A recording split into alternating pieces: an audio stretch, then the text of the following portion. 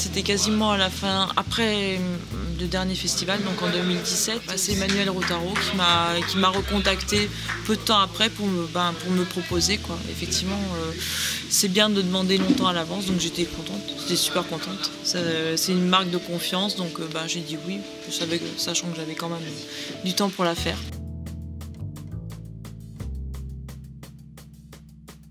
Il m'avait suggéré le thème des demoiselles de Rochefort, mais en fait c'était au sens large. C'est-à-dire qu'il m'avait dit ça peut aussi être les héroïnes de BD, une héroïne à toi ou quelque chose comme ça. Moi j'avoue que j'ai pris au premier degré, donc pour moi le premier degré c'était le film en fait. Donc puis je me suis dit après tout pourquoi pas. Donc quand je leur ai dit on peut partir là-dessus, ils étaient complètement d'accord.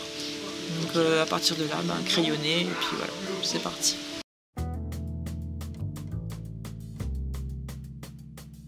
Je connaissais un petit peu les autres affiches, mais je les connaissais pas toutes par cœur. Et puis je m'étais dit, celui-là en tout cas, c'est pas fait jusqu'à maintenant. Donc à partir de là, voilà.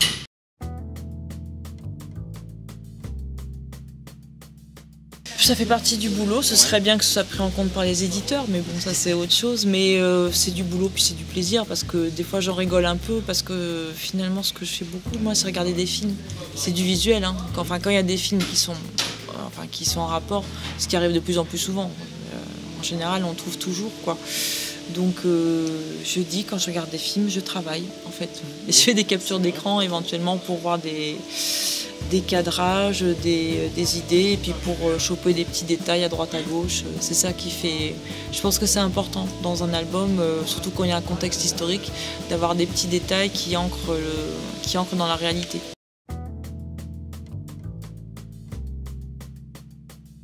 C'est entre guillemets une commande, mais enfin une commande dans de bonnes conditions, je veux dire. C'est parce que la collection Explora a été relancée depuis assez récemment. Je voudrais pas dire de bêtises, disons depuis 2-3 ans. Et c'est le thème de la collection, les grands explorateurs, mais aussi ceux qui sont tombés dans l'oubli. Parce que Isabelle Eberhardt, honnêtement, quand ils m'ont parlé d'elle, je connaissais son nom, mais j'avais entendu, mais sinon je suis allée voir sur internet qui c'était pour pas avoir l'air trop ignorante, et donc ça m'a énormément plu effectivement. Donc ils nous l'ont confié avec Virginie Greiner au scénario. Donc c'était une excellente idée, bonne équipe, on avait déjà travaillé ensemble auparavant, donc voilà, ça m'a beaucoup plu, vraiment.